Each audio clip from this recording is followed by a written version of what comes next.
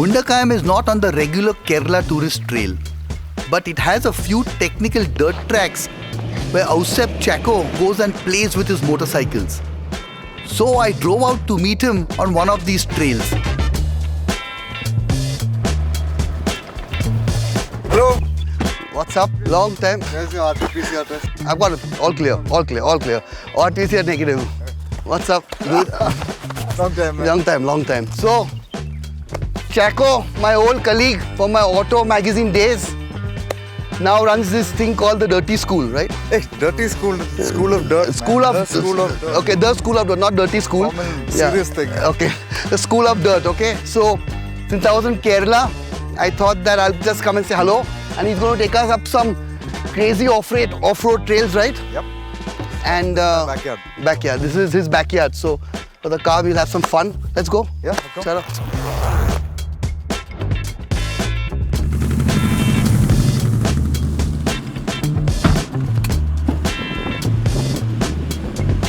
At first, the trail was pretty smooth and through lush green terraces.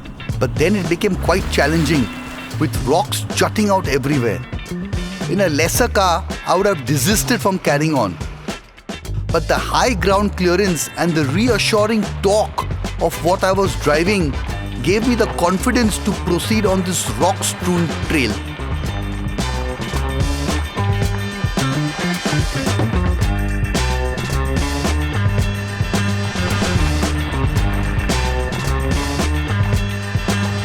Crawling over the rocks to get to the top, we came to a stop where the trail took a nosedive and the clouds hung low.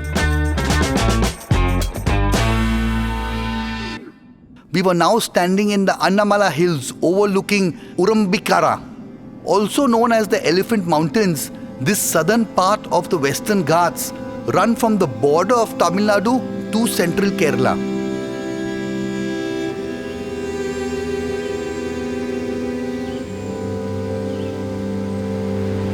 The Annamalais are hydrated by generous rainfall and many rivers, hence several waterfalls abound.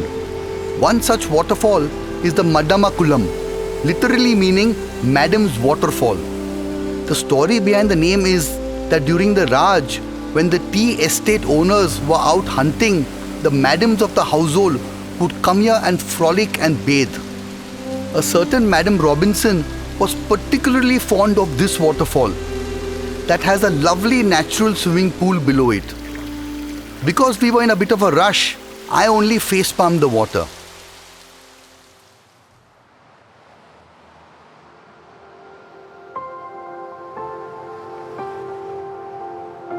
It's a short 70-kilometer drive from Mundakayam to Kumarakom, and the last 15 kilometers are especially scenic because the backwaters come into view.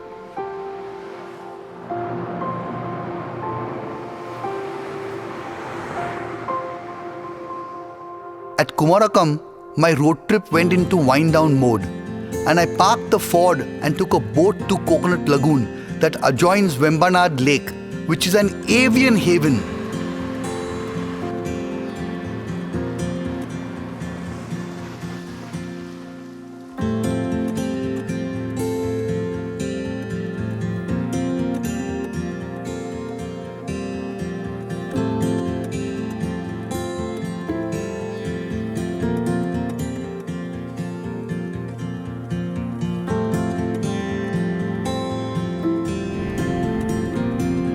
My time at Coconut Lagoon was like a rudderless ship sailing directionless to the whim of the wind.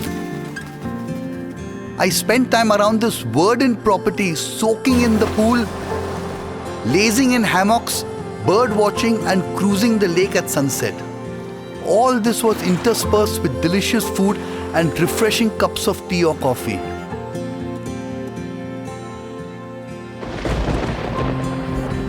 On my penultimate day at Coconut Lagoon, Ouse entered the scene again, sailing up to the resort's lobby with his friend Samira in a boat called Oops.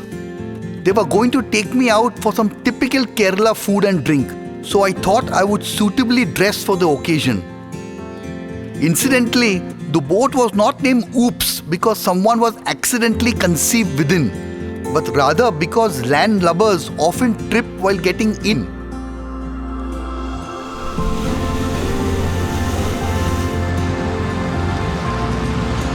Cruising the backwaters in the little speedboat was definitely the highlight of the day. We arrived at a little eating house in the R block section of the backwaters, and while climbing out of the boat, I lived up to its name, though it was not oops that came out of my mouth.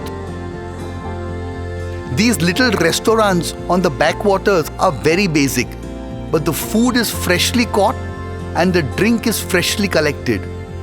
We had prawns, fish and clams fresh out of the water and washed it down with toddy collected from palm trees that morning.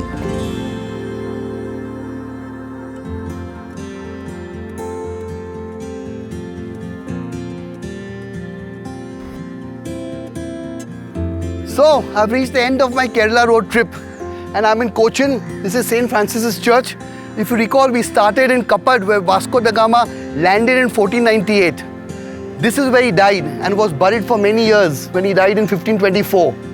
So it's quite fitting that we end over here.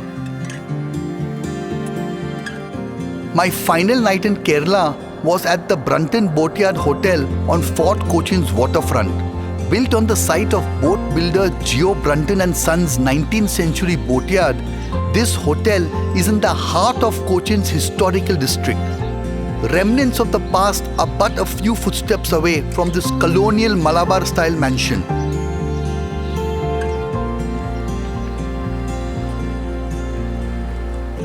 Tomorrow I would start my drive back to Bombay.